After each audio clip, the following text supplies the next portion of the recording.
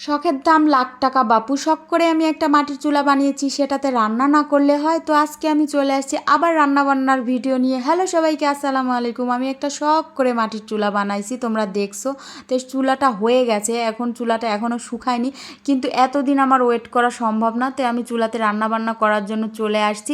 তো চুলাতে আমি আগুনটা ধরিয়ে দিলাম, আর মাটির চুলাতে কিন্তু আমি মাটির হাঁড়ি দিয়ে রান্না করব। তো আজকে হবে চিকেন খিচুড়ি রান্না করব।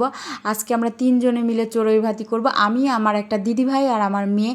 তো আজকে মনে হচ্ছে আমি ছোটোবেলায় চলে গেছি। আমি পেঁয়াজ রসুনটা ছোট্ট বটিতে কেটে নিলাম। আজকে আমার মিনি কিচেনে আমি মনে হচ্ছে একদম মিনি হয়ে গেছি, ছোট হয়ে গেছি।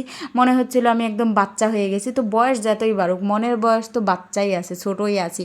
তো তারপর পেঁয়াজ রসুন ভেজে জিরে দিয়ে দিলাম, কারণ আমি প্রতিবারই ফোড়ন দিতে ভুলে যাই। তেল দেওয়ার পর ফোড়ন দিতে হয়, কিন্তু তেল দেওয়ার পর আমি অন্য মশলা দিয়ে দিই, ফোড়নটা দিতে ভুলে যাই। তারপর সুন্দর করে এই দেখো নেড়ে নিচ্ছি। তারপরে চিকেনটা দিয়ে দিলাম, চিকেন দিয়ে সুন্দর মতো নেড়ে নিব। তারপরে দিব লবণ, হলুদ গুঁড়ো, তারপরে লঙ্কা গুঁড়ো, সব কিছু দিয়ে কষে নিচ্ছি।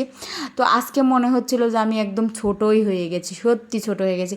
তবে আমার মিনি কিচেনে সত্যি সত্যি রান্না করবে, এটা কিন্তু খাওয়াও যাবে, সেভাবে রান্না করছি। তারপরে আমি চালটা ধুয়ে নিলাম, পোলাও চালটা। আর ছোট্ট ছোট্ট জিনিসের রান্না করতে যে কী পরিমাণ আনন্দ লাগছে। আর আজকে একটু বৃষ্টি হচ্ছে আর রোদ বের হচ্ছে, বৃষ্টি হচ্ছে আর রোদ বের হচ্ছে। তারপর আমি দিয়ে দিলাম গরম মশলার গুঁড়ো, তারপরে দিয়ে দিলাম জল, দিয়ে সুন্দর মতো কষে নিব।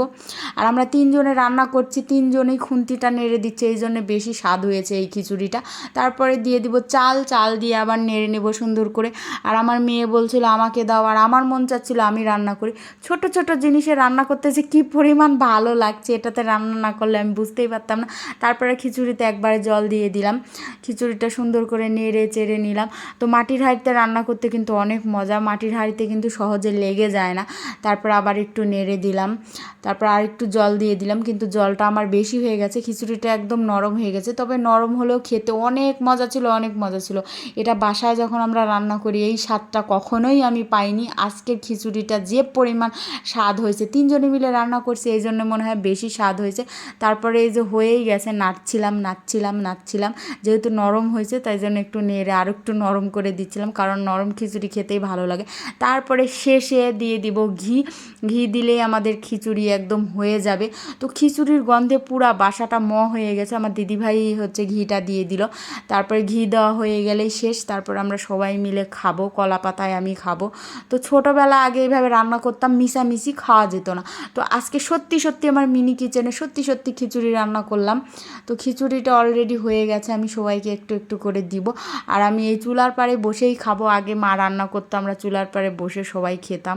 সেই দিনটা খুব মনে পড়ছে এখন, যে আগে মা ভাত তরকারি যেটাই রান্না করতো, তো চুলার পাড়ে বসে আমি খেয়ে নিতাম, আমি আমার ভাই। তো আজকে তাই হয়েছে, আমি আমার দিদিভাইকে আর ওহিকে দিয়ে দিয়েছি একটু চাখার জন্য, আমিও একটু নিয়ে নিলাম চাখার জন্য। তো বিসমিল্লা বলে যখন মুখে দিলাম, মুখে মনে হচ্ছে স্বাদের বম ফুটলো। তো আজকে এই খিচুড়ি খাওয়া পর্যন্ত সবাই ভালো থাকো, আল্লাহ হাফেজ।